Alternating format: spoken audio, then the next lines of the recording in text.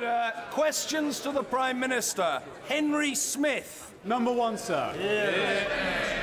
Thank you, Mr. Speaker. I'm sure before answering, the whole House will wish to join me in expressing our sympathies to the victims of the appalling flooding that we've seen across our country in recent days, and also in giving support and praise to our emergency services, to the police, fire, ambulance service, and to the Environment Agency, to local councils, voluntary bodies and good neighbours who've all done extraordinary things to help those in distress. Mr. Speaker, this morning I had meetings with ministerial colleagues and others, and in addition to my duties in this House, I shall have further such meetings later today. Henry Smith. Mr. Speaker, the whole House will of course endorse the words of the Prime Minister in paying tribute to our fantastic emergency services in responding to the terrible floods and those who have been victims of it. Mr. Speaker, tomorrow sees the publication of the Leveson report. Does my right honourable friend agree with me that those who should be uppermost in our minds are the victims of previous media intrusion unfairly? And does he also agree with me that the status quo needs updating? I think my honourable friend is absolutely right in what he says. The status quo, I would argue, does not just need updating. The status quo is unacceptable and needs to change. This government set up Leveson because of unacceptable practices in parts of the media and because of a failed regulatory system. I'm looking forward to reading the report carefully. I'm sure all members will want to consider it carefully. I think we should try and work across party lines on this issue. It's right to meet with other party leaders about this issue, and I will do so. What matters most, Mr. Speaker, I believe, is that we end up with an independent regulatory system that can deliver and in which the public will have confidence. Ed Miliband. Mr. Speaker, let me say I associate myself entirely with the Prime Minister's remarks about the victims of flooding. All of my sympathies and the sympathies of this side of the House go to those victims, and our thanks go to the emergency services and the Environment Agency for the fantastic job that they do. Let me also associate myself with his remarks about the Leveson report, which will be published tomorrow. I hope we can work on an all-party basis. This is a once-in-a-generation opportunity for real change, and I hope that this House can make it happen. Mr. Speaker, when the work programme was launched in June 2011, the Prime Minister described it as, and I quote, the biggest and boldest programme since the Great Depression. 18 months on, can he update the House on how it's going? Yes, I can. I can update the House. Over 800,000 people have taken part in the work programme. Of those, over half came off benefits. Over 200,000 people have got into work because of the work programme. But I think it is worth remembering that the work programme is dealing with the hardest to work cases there are in our country. These are people, adults who've been out of work for over a year and young people who've been out of work for over 9 months. And on that basis, yes, we need to make further progress, but it's the right programme. But, Mr. Speaker, the scheme is supposed to create sustained jobs for people. And in a whole year of the programme, out of every 100 people, just 2 got a job. That is a success rate of 2%. And the government estimates, I don't know why the part-time Chancellor is chuntering. He was telling off the Work and Pension Secretary at Cabinet yesterday for the failure of the work programme. And the government estimates that without a work programme, this is the basis on which they did the tender, 5 out of every 100 would get a job. Mr. Speaker, isn't it a historic first to have designed a welfare to work programme where you're more likely to get a job if you're not on the programme? I have to say to the Leader of the Opposition, I listened very carefully to what he said, and what he said was wrong. He said only 2% of people on this programme got a job. That is not correct. There are over 800,000 people who've taken part. Over 200,000 people have got into work. If you look at the specific figure he was referring to yesterday, which is those people continuously in work for 6 months, but of course, he's only looking at a programme that has been going for a year. That figure is 19,000 people. But I think he should listen to the CBI. the CBI say the work programme has already helped to turn around the lives of thousands of people. These are people Labour left on the scrap heap. He should be apologising, not attacking the programme. I think that's as close as we get to an admission that I was right and he was wrong, Mr. Speaker. Now, he boasted that his flagship policy, the work programme, was about tackling the scourge of long-term unemployment. Can he confirm that since the work programme was introduced in June 2011, long-term unemployment has risen by 96%? Well, let me give him the employment numbers. 1 million more private sector jobs over the last 2 years. Since the last election, 190,000 fewer people on out-of-work benefits. Just in the last quarter, employment up by 100,000, unemployment down by 49,000. And while we're at it, let's just remember Labour's poisonous legacy. Youth unemployment up 40%, women unemployment up 24%. 5 million on out-of-work benefits. That's the legacy we're dealing with, and we're getting the country back to work. I wish for once, Mr. Speaker, he'd just answer the question. I asked him a very simple question about whether long-term unemployment had gone up by 96% since the work programme was introduced, and the answer is yes. And while he's talking about Labour's programmes, let's talk about the Future Jobs Fund that Labour is. Because last Friday, the government issued a very interesting document, Mr. Speaker. He spent 2 years rubbishing the Future Jobs Fund. What did this document say? It said the scheme provided net benefit to participants, their employers, and society as a whole. In other words, it was a success. And he's rubbished the programme, and it helped 120,000 young people into work. His work programme has only helped 3,000 people. They shout, what does it cost? We can't afford not to have young people in work, Mr. Speaker. Isn't the truth? Isn't the truth? He got rid of a Labour programme that was working and replaced it with a Tory one that isn't. Once again, he's completely wrong, and let me give him the figures. Our work experience programme is seeing half of the young people taking part getting into work. That is the same result as the Future Jobs Fund, and it cost 20 times less. That is the truth. Our programme is good value for taxpayers' money, is getting people into work. He wasted money and left people on the dole. Speaker, the more he blusters, the redder he gets, the less convincing he is. That is the reality. And look, we know in real time what happened at yesterday's cabinet. They were at each other like rats in a sack. The Chancellor, he's blaming the Work and Pension Secretary. The Work and Pension Secretary, he's blaming the Chancellor for the lack of growth. And the Prime Minister, he is doing what he does best. He is blaming everyone else for the failure. And isn't this the reality? Isn't this the reality? Their failure on the work programme is a product of their failure to get growth and the failure of their whole economic strategy. Prime Minister. He worked in a government where the Prime Minister and the Chancellor couldn't be in the same room as each other. Rats in a sack. Doesn't even do it. Let's have a look. Why don't we have a look at what he's achieved on welfare this week? Once again, this week, Labour voted against a welfare cap. They voted again against a welfare cap.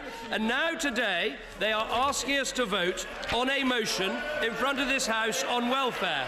Now, last night, this motion specifically said they wanted further reform of welfare. Today, the motion has mentioned nothing about reform of welfare. The truth is, they're against the benefit cap, they're against the housing benefit cap, they're against the work programme. They are officially the party of something for nothing. I'll tell him the reality, Mr. Speaker. I'll tell him the reality. His welfare programme is failing. His welfare reform programme is failing because there isn't the work, and his economic strategy is failing. And that is the reality. He has a work programme that isn't working, a growth strategy that's not delivering, and a deficit that is rising. It is a government that is failing, a Prime Minister that is failing, and the British people... Calm down, calm down.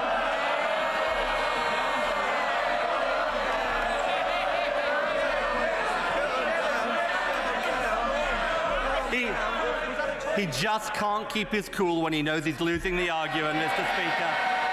And it's the British people that are paying the price for his failure. I think what we can see is a leadership that's drowning. It's this government that's cut corporation tax, that scrapped the jobs tax, that introduced the enterprise zones, that backed the regional growth fund, that's funded 1 million apprenticeships, that is rebuilding our economy, that sees 1 million more people in private sector work.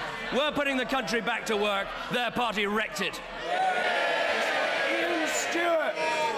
Thank you, Mr. Speaker. Will the Prime Minister join me in congratulating the Milton Keynes-based Red Bull Formula One team on winning the World Championship for 3 years in a row? Another fine example of British technological innovation. I'm delighted to praise and pay tribute to the Formula One team based in his constituency, which sadly beat the Formula One team, the Lotus Renault team based in my constituency. But it is actually a remarkable fact that if you look at almost all of the Formula One cars, wherever they're racing in the world, they're almost all built, designed, engineered here in Britain. It's an industry in which we lead the world and we should be very proud of it. Jonathan Ashworth. Mr. Speaker, but the Prime Minister must have studied his government's own report, which shows that the Future Jobs Fund had a net benefit to participants, employers and society. And given this report, and given that youth unemployment is now higher in Leicester than it was at the general election, why did he tell me at questions a year ago that the Future Jobs Fund provided just, and I quote, phony jobs? Well, first of all, he needs to explain why youth unemployment went up 40% under the last Labour government. But the facts of the Future Jobs Fund are these. If you take the figures for Birmingham, 2% of the placements under the Future Jobs Fund were in the private sector, the rest was in the public sector, and the cost of the scheme was 20 times higher than the work experience placement, which is doing just as well. Mrs. Cheryl Gillan. Order, the Right Honourable Lady must be heard. Cheryl Gillan. My Right Honourable friend is aware that the government is consulting on the compensation people will get if HS2 goes ahead.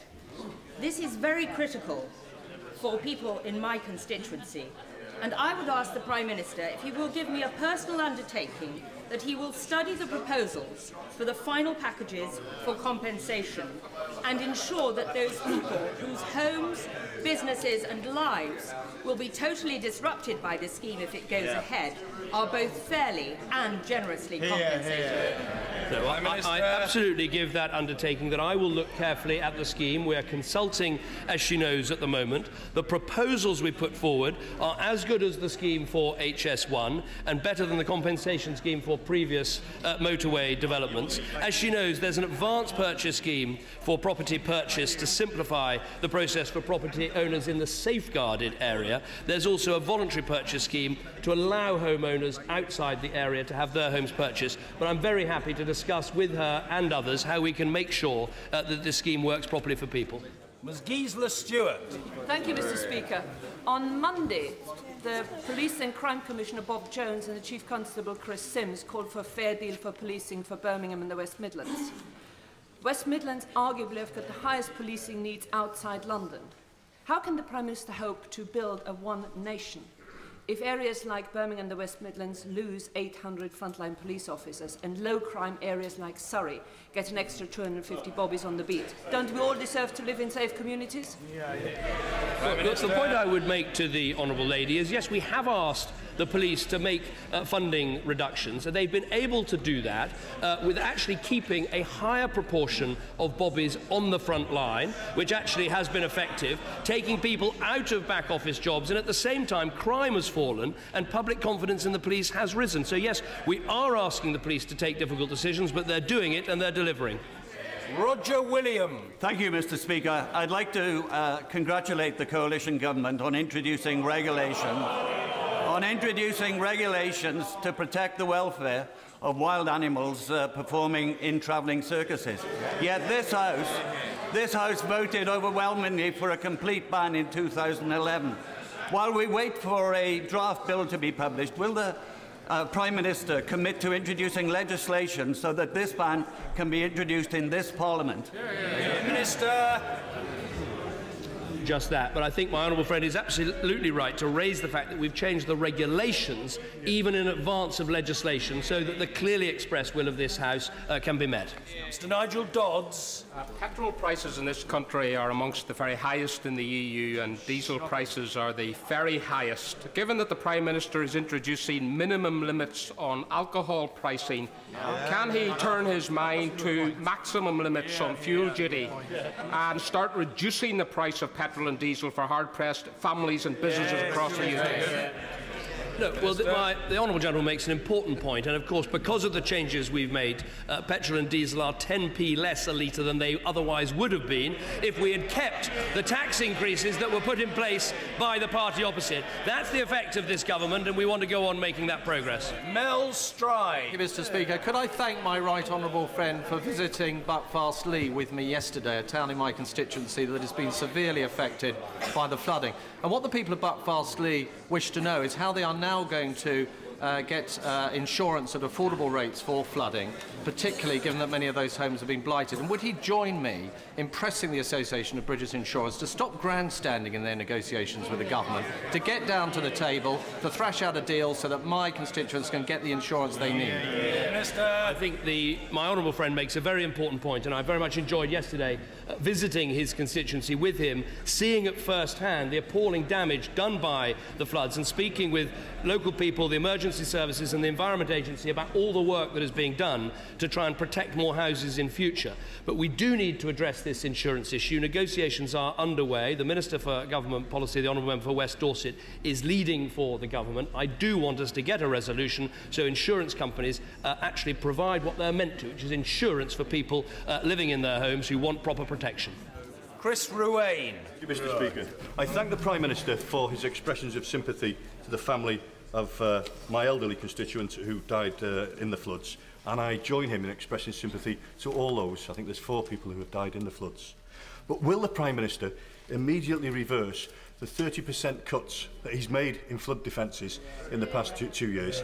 And what part will he play on the issue of flood insurance for those who live in flood risk areas?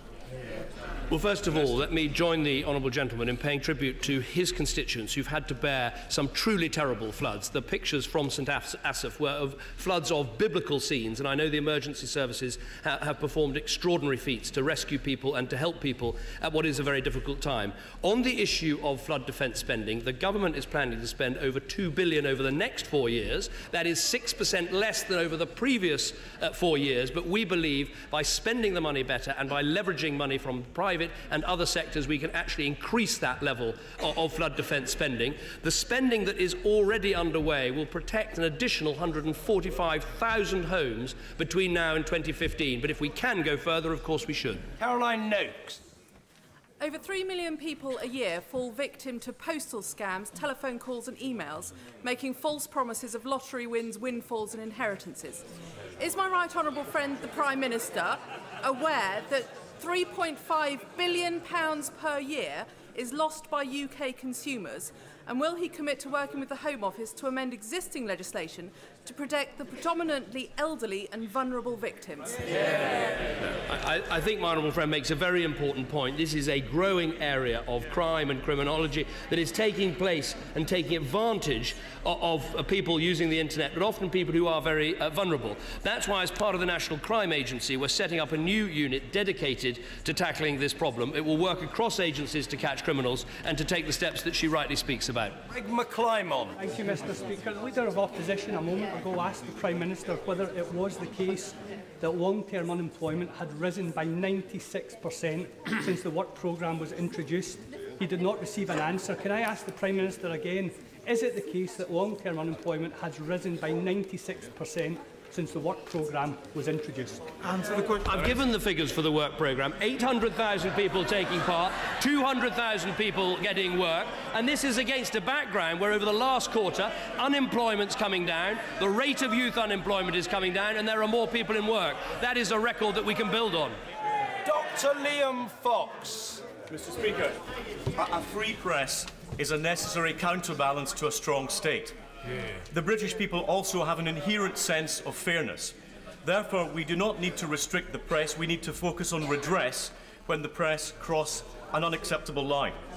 With that in mind, will the Prime Minister, will my right honourable friend look at the whole question of access to justice in this country, so that the ability to use the laws we already have on libel and defamation are available to everyone, not just the rich and famous?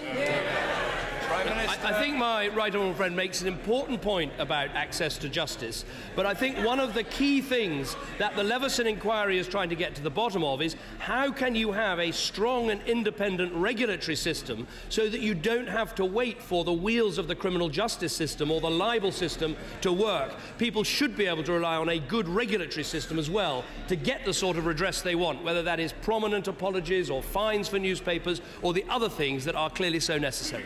Derek Twigg. Thank you, Mr. Speaker. The Department of Education is proposing to close down its Runcorn site with a loss of 220 jobs at least, which is in the 27th most deprived borough in the country. Can I ask the Prime Minister how this is going to help tackle unemployment and social deprivation in my constituency? And it's a pity that his Secretary of State has refused to meet me on this matter. Well, I know the honourable member has met the Permanent Secretary at the Department of Education to discuss this, and I'll certainly discuss this with the Secretary of State as well. Of course, there'll be consultation with affected staff and other local MPs, but let me make this point to the honourable gentleman, because I think it is important. We all know you have to try and find savings in departmental overhead budgets in order to maximise the money that goes into the schools. What this government has managed to do is to maintain the per-pupil funding, and I'm sure that honourable members thinking about it would think that's the most important thing for our schools, for our children and for our education system. George Freeman. Last year, more than 10,000 men in Britain died from prostate cancer, the silent killer. Survival rates have increased from 20 to 70% because of earlier diagnosis and better drugs. Could I pay tribute to the Prime Minister's commitment to the NHS Cancer Drugs Fund and ask if he'll join me in welcoming the Movember campaign's work to raise male health awareness and champion British leadership in cancer research? I not only join my honourable friend in praising the Movember campaign, but also praise his efforts that are lurking tentatively under his nose in terms of that regard. I think it is an important campaign because it raises awareness about cancer. It raises awareness about cancers, including the ones he mentioned that sometimes people are worried about mentioning and talking about. Raising awareness is important, but also things like the Cancer Drugs Fund that make sure we get the drugs to the people that need them are also important too. Ian Lucas. Thank you, Mr. Speaker. I once represented a seriously injured car crash victim who was hounded and hurt further by an irresponsible press. When he set up the Leveson inquiry, the Prime Minister said, "I accept, we can't say it is the last chance saloon all over again. We've done that." Will the Prime Minister, for the victims, for the McCanns, for the Dowlers, keep his word? I think the honourable gentleman is absolutely right, as is my honourable friend, the member for Crawley, in saying that uppermost in our minds as we consider this report should be the victims of the press intrusion and the invasions into privacy and the appalling things in some cases that was written about them and their families. What we owe them is a regulatory system that will work for them, that the public will have confidence in, and that is what we hope Leveson will produce. Jake Berry. Thank you. Yeah. Leaving home before it's light, returning from work when it's dark. Hard-working families in Rossendale and Darwin have a gross household income of just £25,000. Does my right honourable friend think it's right that their neighbours living on benefits currently earn more? Well, my honourable friend makes an important point, and only this week we've yet again had a vote on our welfare benefits cap, which most people would see as generous at £26,000. And once again, Labour have voted for unlimited welfare. And we have long memories. We can remember that under Labour, some families were getting £70,000, £80,000, £90,000, £100,000 of housing benefit. They did nothing about it because they believe in something for nothing. Mr. Michael Meacher. Since the Prime Minister denounced aggressive tax avoidance as morally repugnant, why is his own government now itself actively promoting aggressive tax avoidance by cutting the tax on multinationals that open a finance company in a tax haven from the current 23% to just 5%? How can we be one nation when the government's on the side of the tax dodgers? I think the right honourable gentleman has misunderstood what we're doing. We are introducing a general anti-avoidance rule, something which he, in 13 years of Labour government, never managed to do. We'll do it in 3. Greg Mulholland. Thank you, Mr. Speaker. We were all inspired by the amazing London 2012 Olympics and Paralympics game and the incredible summer of sport, but it is so important to get people involved in grassroots community sport. Will the Prime Minister meet with me, with the Sport and Recreation Alliance, the Community Sports Partnership Network and Sport England to discuss the Be Inspired, Get Involved initiative, the first fair of which is this evening in my constituency? Well, I'm very happy to meet with my honourable friend about this issue. I do think it's important that we take the legacy of the Olympics and turn it into increased rates of participation. I think that means, yes, working with the organisations that he's speaking about, but also recognising the many heroes and heroines right around our country who run the Saturday morning football clubs, rugby clubs, cricket clubs. I think it's those clubs that provide so much of the answer for getting more sport into our communities and more sport into our schools as well. Jeremy Corbyn. Will the Prime Minister, like me, welcome the ceasefire in Gaza last week and regret all those that died as a result of the conflict, but also recognise that fundamentally the future of the Middle East lies with peace and justice for the Palestinian people, be they in Gaza, the West Bank or in refugee camps? We have to recognise the Palestinian people. So accordingly, tomorrow, will the British government cast our vote at the United Nations in favour of Palestinian recognition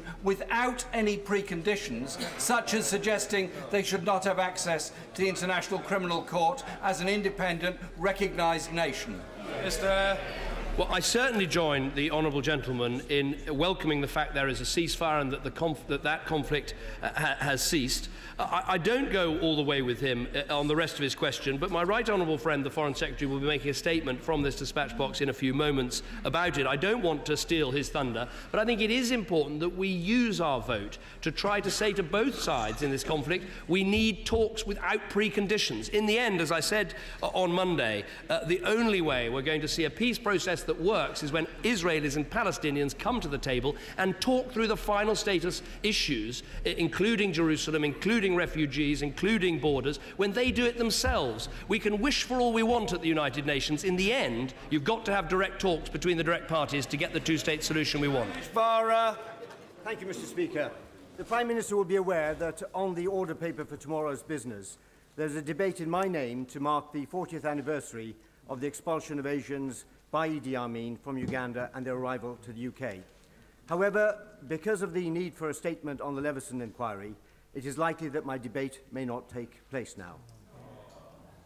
I and the community at large fully appreciate the circumstances. However, would the Prime Minister acknowledge the importance and the need for having such a debate, and also would he do whatever he can to ensure that I am given another debate as soon as possible? I think the reaction of colleagues from right across the House shows that he speaks for the whole House and I believe the whole country in wanting to speak up for the Ugandan Asians who came to our country in the 1970s, who've made the most fantastic contribution to our national life.